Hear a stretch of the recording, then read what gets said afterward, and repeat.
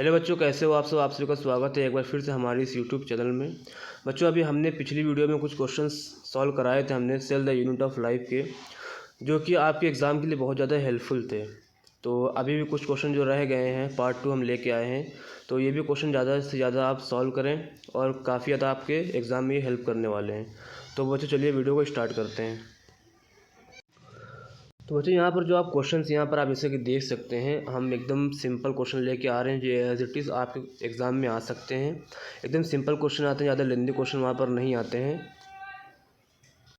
तो बच्चों यहाँ पर जो पहला क्वेश्चन है, अभी हम 15 क्वेश्चन पिछली वीडियो में सॉल्व कर चुके हैं, ये पार्ट 2 हम लेके आए हैं। ये हमारा जो है बच्चों पार्ट 2 है, ठीक है। पार्ट 1 में हमने जो है 15 क्वेश्चन किए थे, एकदम आसान जो आपके एग्ज़ाम में एज इट इज़ आ सकते हैं। कोई लेंदी क्वेश्चन नहीं आने वाला है आपके एग्ज़ाम के अंदर। तो ये जो क्वेश्चन नंबर 16 है बच्चों, यहाँ पर आप देखिएगा, nucleus as a cell organelle was first described by. तो जो न्यूक्लियस था वो पहले किसने न्यूक्लियस को डिस्क्राइब किया था। तो ये भी एनसीईआरटी का क्वेश्चन है। तो इसका जो ऑप्शन दिए गए हैं यहाँ पर आप देख सकते हो, पहला ऑप्शन दिया गया है रॉबर्ट ब्राउन, फिर यहाँ पर श्वान का ऑप्शन है, और यहाँ पर शेल्डन स्वान बोथ मिलके दिए थे न्यूक्लियस को डिस्क्राइब किए थे, या फिर रॉबर्ट हुक ने किया था। तो यहाँ पर आप बताइए किसने किया था। तो बच्चों जो इसका आंसर जाएगा वो रॉबर्ट ब्राउन ने न्यूक्लियस की डिस्कवरी की थी। किसने? रॉबर्ट ब्राउन ने। तो इसका जो आंसर है वो ए हो जाएगा। एकदम सिंपल क्वेश्चन था पहला क्वेश्चन। उसके बाद यहाँ पर जो नेक्स्ट क्वेश्चन है बच्चों, यहाँ पर आप देख सकते हो क्वेश्चन नंबर 17। यहाँ पर ये कह रहा है कि the membrane around the vacuole is known as. जो हमारी वैक्यूल होती है बच्चों, वैक्यूल, इसके ऊपर जो हमारी मेम्ब्रेन होती है वो उस मेम्ब्रेन में क्या नाम पूछ रहा है, ठीक है। तो यहाँ पर देख सकते हो कि पहला जो ऑप्शन दिया गया टोनोप्लास्ट, इलायोप्लास्ट, साइटोप्लास्ट और अमाइलोप्लास्ट। तो बच्चों बताइए कौन सा आंसर होगा इसका। तो ये सिंपल क्वेश्चन है, इसका आंसर जो होगा आपका टोनोप्लास्ट। ये भी एनसीईआरटी का ही क्वेश्चन है, और जो वैक्यूल के ऊपर जो मेम्ब्रेन होती है उसका जो नाम होता है वो क्या होता है बच्चों? टोनोप्लास्ट। एकदम ईजी क्वेश्चन था ये भी। उसके बाद हम चलते हैं नेक्स्ट क्वेश्चन की ओर, जो है क्वेश्चन नंबर 18। यहाँ पर बच्चों ये क्वेश्चन कह रहा है कि आप plant cell wall is mainly composed of. जो हमारी प्लांट की सेल वॉल होती है वो किस चीज़ की बनी होती है। तो बताइए, यहाँ पर जो ऑप्शन दिए गए हैं वो है प्रोटीन। पहला ऑप्शन जो है प्रोटीन दिया है, सेलुलोज दिया हुआ है, लिपिड और स्टार्च। तो यहाँ पर क्वेश्चन नंबर 18 में पूछा गया है कि प्लांट की जो सेल वॉल होती है वो किस चीज़ की, मेनली किस चीज़ की बनी होती है। तो इसका आंसर जाएगा बच्चों बी ऑप्शन जाएगा, सेलुलोज की बनी होती है, ठीक है। उसके बाद जो नेक्स्ट क्वेश्चन है यहाँ पर हमारा 19 नंबर का question, lysosomes are known as suicidal bag because. ये काफ़ी अच्छा क्वेश्चन है, और नीट में भी कई बार ये क्वेश्चन पूछे गए हैं, और ये आपके एग्ज़ाम में जैसे कि यूपी सीनेट हो गया या सीपेट हो गया, कोई भी एग्ज़ाम होते हैं एंट्रेंस एग्ज़ाम, उसमें ये क्वेश्चन आ जाते हैं, ठीक है।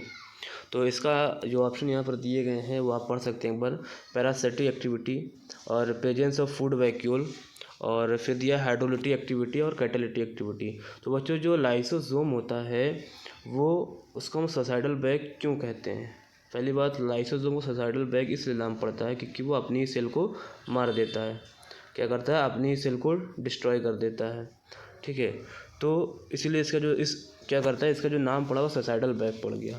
तो लाइसोसोम में होता है क्या, इसके अंदर बच्चों हाइड्रोलिटिक एंजाइम्स होते हैं जो क्या करते हैं, डाइजेस्ट करने में हेल्प करते हैं। न्यूक्लियस को डाइजेस्ट करने के लिए न्यूक्लियस है, आरएनए के लिए आरएनएज हैं, डीएनए के लिए डीएनएज है, मतलब न्यूक्लियस, ठीक है। तो अलग अलग एंजाइम होते हैं जो सेल की अलग अलग चीज़ को क्या करते हैं, डाइजेस्ट करते हैं। ये भी एनसीईआरटी का ही क्वेश्चन था। तो यहाँ पर जो बच्चों आंसर जाएगा वो सी जाएगा, ठीक है। हाइड्रोलिटिक एक्टिविटी के लिए इसको सोसाइडल बैग के नाम से जाना जाता है, लाइसोसोम को। उसके बाद हमारे पास जो 20 नंबर का क्वेश्चन है, यहाँ पर आप देख सकते हो question number 20। A cell without a cell wall is term as. एक जो बच्चों, एक जो पूरा सेल होता है जिसके अंदर सेल वॉल, सेल मेम्ब्रेन और अदर साइटोप्लाज्म के सभी ऑर्गेनेल्स प्रेजेंट होती हैं। तो इसके अंदर ये पूछा गया है कि एक सेल जो होती है उसमें से अगर हम सेल वॉल निकाल लेते हैं, ठीक है, मान लो किसी एक सेल है जिसमें सेल वॉल नहीं है, तो उस सेल को फिर उसको क्या नाम दिया जाता है। तो ये क्वेश्चन ये कह रहा है। तो इसका आंसर क्या जाएगा, पहले तो आपको क्या करना है, पहले यहाँ पे सारे ऑप्शंस पढ़ लेने हैं आपको। तो जैसे कि यहाँ पर ऑप्शन देख सकते हो, tonoplast, protoplast, symplast and apoplast.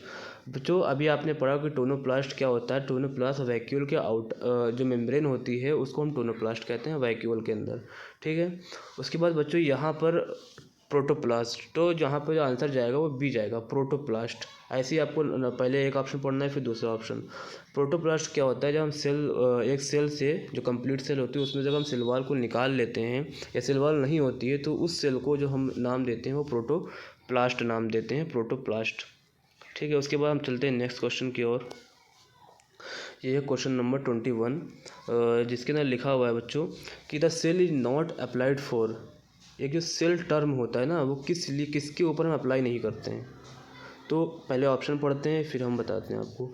तो यहाँ पर जो ऑप्शन दिया गया है, पहला एल्गी दिया है, बैक्टीरिया है, अगला जो सी ऑप्शन है वो वायरस है और फंजाई है। तो बच्चों देखो जो एल्गी क्या है, एल्गी एक सेल है, बैक्टीरिया एक सेल है मतलब कंप्लीट सेल है, और वायरस एक कंप्लीट सेल नहीं है। ये एनसीईआरटी भी लिखती है लिविंग वर्ल्ड के अंदर virus is not a cell. Fungi क्या है, एक सेल है। तो वायरस एक ए सेलुलर, ठीक है। ये हमारा जो होता है वायरस जो होता है एक कंप्लीट सेल नहीं है, तो ये जो सेल वर्ड होता है वायरस के लिए नहीं अप्लाई होता है, ठीक है। तो इसका जो आंसर जाएगा बच्चों वो आंसर नंबर सी जाएगा यहाँ पर। फिर चलते हैं क्वेश्चन नंबर 22 की ओर। क्वेश्चन नंबर 22 पढ़िए काफ़ी अच्छे से आप। ये कह रहा है बच्चों कि which of the following cell organelles is absent in animal cell and present in plant cell. मतलब ये कह रहा है कौन सी ऐसी ऑर्गेनल हैं जो अब्सेंट है एनिमल सेल के अंदर और प्रेजेंट होती हैं प्लांट सेल के अंदर। तो ये काफ़ी अच्छा क्वेश्चन है, आपके एग्ज़ाम के लिए बहुत ही अच्छा क्वेश्चन बन सकता है ये। तो बच्चों यहाँ पर जो ऑप्शन आप सबसे पहले ऑप्शन पढ़ा के दिए कि सेल वॉल। तो सेल वॉल देखिए कि क्या हमारा एनिमल सेल में सेल वॉल अब्सेंट होती है। तो आपने पढ़ा कि हाँ एनिमल सेल में सेल वॉल अब्सेंट होती है और प्लांट के अंदर प्रेजेंट होती है, ठीक है। फिर साइटोप्लाज्म दोनों में प्रेजेंट होता है, साइटोप्लाज्म बच्चों दोनों में प्रेजेंट होता है। और वैक्यूल जो होता है वो भी हमारा दोनों में प्रेजेंट होता है, जैसे कि प्लांट में बड़ा होता है और एनिमल के अंदर स्मॉल होता है, कौन सा, वैक्यूल। माइटोकॉन्ड्रिया भी हमारा दोनों में ही प्रेजेंट होता है क्योंकि दोनों ही यूकैरियोटिक सेल्स हैं। तो सेल ऑर्गेनेलीज तो पाई जाएंगी। अब सेल वॉल की बात आती है तो पहला जैसे आपने पढ़ा था कि सेल वॉल जो होता है वह हमारा एनिमल में अब्सेंट होता है, एनिमल में अब्सेंट होता है और प्लांट में प्रेजेंट होता है। तो यही सवाल पूछा गया था कि अब्सेंट इन एनिमल सेल और प्रेजेंट इन प्लांट सेल। तो इसका जो आंसर जाने वाला है बच्चों वो आंसर ए जाएगा, ठीक है। फिर क्वेश्चन नंबर 23 यहाँ पर आप पढ़िए, ये भी आसान ही क्वेश्चन है बच्चों कि which of the following cell organelles is called a power house of the cell. तो आपको बच्चों ये बताना है कि कौन सी सेल ऑर्गेनल्स का जो नाम है power house of the cell है, किसको हम power house of the cell कहते हैं। ये भी काफ़ी अच्छा, और कई बार ये आपके नीट के एग्ज़ाम में ये सवाल पूछा गया है, और भी जितने एग्ज़ाम्स होते हैं, जितने भी एंट्रेंस एग्ज़ाम होते हैं, सब में ये क्वेश्चन कई बार पूछा गया है रिपीट। तो ये क्वेश्चन भी आपके एग्ज़ाम में आ सकते हैं, ऐसे क्वेश्चंस, ठीक है। टाइप वाइज जो क्वेश्चन होते हैं वो आ सकते हैं। तो यहाँ पे जो पहला ऑप्शन है बच्चों वो है न्यूक्लियस, दूसरा है लाइसोसोम, फिर है सी क्लोरोप्लास्ट, माइटोकॉन्ड्रिया। तो बच्चों जो इसका आंसर है वो है आपका माइटोकॉन्ड्रिया। क्या होगा, power house of the cell आप कहते हैं। सबसे पहले बच्चे जब सेल पढ़ते हैं तो इसी को रटते हैं, mitochondria is the power house of the cell. क्यों, क्योंकि ये एटीपी का प्रोडक्शन करता है, इसमें एनर्जी रिलीज़ करता है, ठीक है, एनर्जी प्रोवाइड करता है सेल को, ठीक है, इसलिए power house of the cell इसका नाम पड़ा। एनसीईआरटी का क्वेश्चन काफ़ी अच्छा क्वेश्चन है बच्चों। उसके बाद चलते हैं नेक्स्ट क्वेश्चन की ओर। तो बच्चों यहाँ पर जो 24 नंबर का क्वेश्चन है ये भी आप पढ़िए। यहाँ पर लिखा हुआ है which of the following cell organelles is called a suicidal bag. अभी हमने ये क्वेश्चन सॉल्व किया था कि लाइसोसोम को सोसाइडल बैग मतलब सोसाइडल सेल क्यों कहते हैं या बैग क्यों कहते हैं। तो इसका फिर से वही क्वेश्चन ये रिपीट हुआ है। तो यहाँ पर आपको जो आंसर जाएगा वो फर्स्ट जाएगा, क्योंकि सोसाइडल बैग हमारा लाइसोसोम होते हैं, क्योंकि इसके अंदर बेटा हाइड्रोलिटिक एंजाइम्स पाए जाते हैं जो कि क्या करते हैं, सेल को ही, अपनी सेल को ये नष्ट कर देते हैं, इसलिए इनको सोसाइडल बैग कहते हैं, खुद ही सोसाइड कर लेते हैं। उसके बाद जो नेक्स्ट क्वेश्चन है हमारा 25 नंबर का, वो आप यहाँ पे पढ़िए। कह रहा है which of the following cell organelles is absent in prokaryotic cell. तो बच्चों देखो एक होता है यूकैरियोटिक सेल और एक होता है यूकैरियोटिक, होता है प्रोकैरियोटिक सेल्स, ठीक है। तो यूकैरियोटिक सेल के अंदर सेल ऑर्गेनल्स प्रेजेंट होते हैं और प्रोकैरियोट्स के अंदर सेल ऑर्गेनल्स एब्सेंट होते हैं। तो आप पढ़िएगा कि पूछा which of the following cell organelle absent in prokaryotic cell, तो इसको पढ़िएगा, ठीक है। यहाँ पर पहला जो ऑप्शन दिया गया है वो न्यूक्लियस, और दूसरा ऑप्शन है लाइसोसोम, और तीसरा ऑप्शन है एंडोप्लाज्मिक रेटिकुलम। तो बच्चों देखो, यहाँ पर न्यूक्लियस जो होता है वो प्रोकैरियोट में एब्सेंट होता है, ठीक है। लाइसोसोम भी एब्सेंट होता है और एंडोप्लाज्मिक रेटिकुलम भी एब्सेंट होता है, क्योंकि सेल ऑर्गेनल्स जो होते हैं वो मेरे एब्सेंट होते हैं प्रोकैरियोट में। तो अब आप कहोगे न्यूक्लियस बच्चों एब्सेंट होता है, वहाँ पे प्रोकैरियोट्स के अंदर न्यूक्लियोइड प्रेजेंट होता है, इसलिए यहाँ पर जो ऑप्शन जाएगा वो डी जाएगा, ऑल ऑफ द एबो, ठीक है। जो हमारा प्रोकैरियोटिक सेल होता है बच्चों, उसके अंदर न्यूक्लियोइड प्रेजेंट होता है न्यूक्लियस की जगह। चलते हैं नेक्स्ट क्वेश्चन की ओर। 26 नंबर का जो क्वेश्चन है वो है हमारा कि माइटोकॉन्ड्रिया सॉरी बच्चों, यहाँ पर जो 26 नंबर का क्वेश्चन है वो कह रहा है is involve in the synthesis of phospholipid. Phospholipids जो होते हैं वो कौन सिंथेसिस करता है? ये भी बहुत ही आसान क्वेश्चन है। इसमें जो पहला ऑप्शन है माइटोकॉन्ड्रिया का काम है एटीपी जनरेट करना, एनर्जी प्रोवाइड करना सेल को। साइटोप्लाज्म, इसके अंदर सभी ऑर्गेनल्स क्या करते हैं? तैरते हैं, ठीक है। Cellular arena of the cell होता है, सेलुलर एक्टिविटी सारी परफॉर्म होती हैं साइटोप्लाज्म के अंदर। उसके बाद बच्चों एंडोप्लाज्मिक रेटिकुलम जो होता है, ये जो होता है, और जो ऑप्शन दिया गया है डी ऑप्शन। यहाँ पर बच्चों जो डी ऑप्शन है वो है स्मूथ एंडोप्लाज्मिक रेटिकुलम, तो इसका जो आंसर जाएगा वो डी जाएगा, क्योंकि जो ACR होता है बच्चों, जो हमारा ACR होता है वही हमारा सिंथेसिस करता है फॉस्फोलिपिड्स का, ठीक है। और जो ER होता है वो सिक्रीट करता है प्रोटीन्स को, और सिक्रेशन करता है एंजाइम और प्रोटीन्स को। तो बच्चों जैसे कि तो इसका जो ऑप्शन जाएगा वो 26 का जो आंसर जाएगा वो डी जाएगा बच्चों, ठीक है। क्योंकि बच्चों देखो जो RER होता है, जो एंडोप्लाज्मिक रेटिकुलम होता है, पहली बार तो मान लीजिए होता है रफ एंडोप्लाज्मिक रेटिकुलम, तो वो क्या सिक्रेट करेगा? वो हमारा एंजाइम्स को, प्रोटीन्स को, ठीक है, इन सब चीज़ों को सिक्रेट करता है।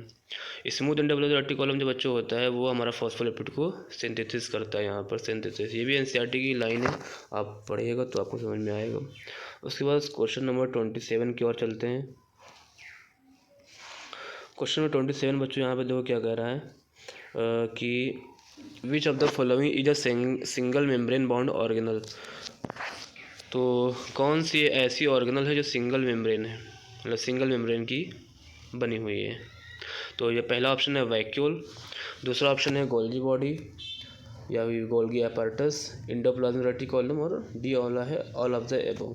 तो वैक्यूल भी हमारा सिंगल मेम्ब्रेन होता है, जो कि इसमें टोनोप्लास्ट होता है, अभी हमने आपको बताया था। गोल्गी एपार्टस भी हमारा सिंगल मेम्ब्रेन होता है, ER भी हमारा सिंगल मेम्ब्रेन ही होता है। तो ये जो ऑप्शन यहाँ पर आपको डी दिख रहा है ये करेक्ट होगा, ऑल ऑफ द एबव, ठीक है।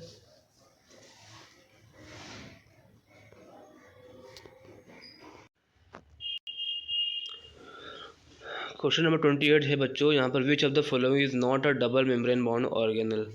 कौन सी ऐसी ऑर्गेनल्स हैं यहाँ पर जो हमारी डबल मेम्ब्रेन बाउंड नहीं है? तो पहले यहाँ पर आपको ऑप्शन पढ़ना है कौन डबल है कौन सिंगल है। तो बच्चों यहाँ पर जो क्लोरोप्लास्ट होता है, यहाँ पर आपको डबल मेम्ब्रेन होती है। माइटोकॉन्ड्रिया आपको बच्चों जो है वो भी डबल मेम्ब्रेन होती है, और एंडोप्लाज्मिक रेटिकुलम जो बच्चों होती है ये डबल मेम्ब्रेन होती है बच्चों, ये भी डबल मेम्ब्रेन होती है, और ER जो होती है वो सिंगल मेम्ब्रेन होती है। ये जो ऑप्शन बच्चों यहाँ पर जाने वाला है वो ऑप्शन नंबर सी जाएगा, ठीक है, करेक्ट। यहाँ पर बच्चों पूछा क्या गया है कि which of the following is not a double membrane. तो ये पूछा गया है कि कौन सी सिंगल मेम्ब्रेन है। तो पहला जो आप इसे क्या करना है, पहले आप ऑप्शन पढ़ना है, ठीक है। पहला ऑप्शन पढ़ के वहाँ से आइडेंटिफाई करना है आपको कि पहला है क्लोरोप्लास्ट, दूसरा है mitochondria. Chloroplast double membrane bound होती है, माइटोकॉन्ड्रिया भी डबल मेम्ब्रेन बाउंड होती है, और ER जो होता है आपका सिंगल मेम्ब्रेन होता है बच्चों। तो यहाँ पर option all of the above नहीं जाएगा, यहाँ पे आंसर नंबर 3 जाएगा, C1। तो बच्चों ऐसे ही सिंपल क्वेश्चन आपके एग्ज़ाम में आएंगे और आप करके आएंगे, ठीक है। उसके बाद क्वेश्चन नंबर 29 जो है यहाँ पर आप पढ़िएगा कि which of the following is a functional unit of a body. तो ये भी काफ़ी आसान क्वेश्चन है कि functional unit of the body क्या होती है। बच्चों सबसे पहले जब आप सेल चैप्टर पढ़ते हैं तो वहाँ आपको पढ़ाया जाता है कि cell is the structural and functional unit of life. जो हमारी लाइफ की जो सबसे बेसिक यूनिट होती है वो सेल होती है। ठीक है, तो इसमें तो कुछ सोचना ही नहीं है आपको। यहाँ पर पहला ऑप्शन दिया गया है माइटोकॉन्ड्रिया, साइटोप्लाज्म, फिर स्प्लीन। तो ये सब नहीं होके क्वेश्चन जो आपका आंसर नंबर डी होगा, cell. Cell is the structural and functional unit of life. ठीक है, एकदम बेसिक यूनिट जो होती है हमारी बॉडी की वो सेल होती है। तो बच्चों ऐसे ही क्वेश्चन सिंपल क्वेश्चन आएंगे, ज़्यादा लेंथी क्वेश्चन नहीं आते हैं और ज़्यादा स्टेटमेंट वाइज भी क्वेश्चन नहीं आते हैं। अभी जो 2024 का जो एग्ज़ाम हुआ था यूपी सीनेट का, तो बच्चों वहाँ पर एकदम बेसिक क्वेश्चन आए थे, एकदम जैसे ये 29 क्वेश्चन आप देख रहे हैं कि आप तुरंत पढ़िए, तुरंत आंसर टिक करिए, एकदम बेसिक क्वेश्चन आते हैं। ठीक है, कोई ज़्यादा लेंथी क्वेश्चन, ज़्यादा स्टेटमेंट वाइज क्वेश्चन वहाँ पर नहीं थे। तो ऐसे ही 2025 में भी ऐसे ही क्वेश्चन आने वाले हैं आपके सामने। नेक्स्ट क्वेश्चन बच्चों, यहाँ पर क्वेश्चन नंबर 30 जो है, यहाँ पे इसको आप पढ़िए। यहाँ लिखा है which of the following cell organelle is responsible for transporting, modifying and packaging protein and lipid. कौन ऐसी सेल ऑर्गेनल्स होते हैं, कौन सी ऐसी सेल ऑर्गेनल है जो रिस्पॉन्सिबल होता है ट्रांसपोर्ट करने के अंदर हेल्प करता है, मॉडिफाई और पैकेजिंग के अंदर। बच्चों देखो, जहाँ पर भी पैकेजिंग वर्ड आ जाए या फिर सिंथेसिस वर्ड आ जाए, ठीक है, सिंथेसिस वर्ड आ जाए या फिर पैकेजिंग का, ट्रांसपोर्टिंग का, तो जो हमारा गोल्गी कॉम्प्लेक्स होता है या गोल्गी अपर्चर्स, गोल्गी बॉडी, इसका काम होता है ट्रांसपोर्ट और पैकेजिंग का। ठीक है, ये मॉडिफाई भी करता है। ये एनसीईआरटी की लाइन जब आप गोल्गी कॉम्प्लेक्स का वहाँ पे वो पढ़ेंगे पैराग्राफ, तो उसमें लिखा हुआ है एज इट इज़, लाइन वहीं से उठाई गई है। तो बच्चों इसका जो आंसर हो जाएगा वो आंसर नंबर सी हो जाएगा। ठीक है, और भी ऑप्शन यहाँ पर आप पढ़ सकते हैं। माइटोकॉन्ड्रिया आपको बता चुका हूँ, एनर्जी प्रोवाइड करता है, power house of the cell कहलाता है। ठीक है, डीएनए तो मॉडिफाई करता नहीं है, और एंडोप्लाज्म का भी अभी हमने फंक्शन आपको ऊपर बताया था। तो इसका जो आंसर होगा वो सी हो जाएगा। तो बच्चों आज भी हमने आपको 15 क्वेश्चंस कराए थे, और पिछली वीडियो जो हम पार्ट 1 लेके आए थे उसके अंदर ये बच्चों हमने आपको टोटल 15 क्वेश्चन कराए थे। तो 15 और 15 हमारा टोटल 30 क्वेश्चन हमने बच्चों अभी तक कर लिए हैं 2 पार्ट के अंदर। ज़्यादा लेंथी वीडियो हम नहीं बनाते बच्चों, इससे आपको भी टाइम वेस्ट होगा और मेरा भी। तो ऐसे ही शॉर्ट वीडियो लेके आएंगे आपको हम 15 क्वेश्चंस की वीडियो, जिसमें आपको अच्छे क्वेश्चन लेके आते हैं और आपको करवाएंगे। बच्चों जो ये पीडीएफ है आपको टेलीग्राम पे मिल जाएगी, आप हमारा टेलीग्राम ज्वाइन कर देते हैं। लिंक जो है वीडियो के नीचे मिल जाएगा डिस्क्रिप्शन के अंदर, जो है AK एकेडमी के नाम से, वहाँ पर आप इसको ज्वाइन करके वहाँ से PDF इसकी डाउनलोड करके वहाँ से आप क्वेश्चन प्रैक्टिस कर सकते हैं। और बच्चों हम कोशिश करेंगे कि जो क्वेश्चन हम लेके आते हैं वो हिंदी में और इंग्लिश दोनों में लेके आएँ, ट्राई ज़रूर करेंगे। ओके बच्चों, ऑल द बेस्ट।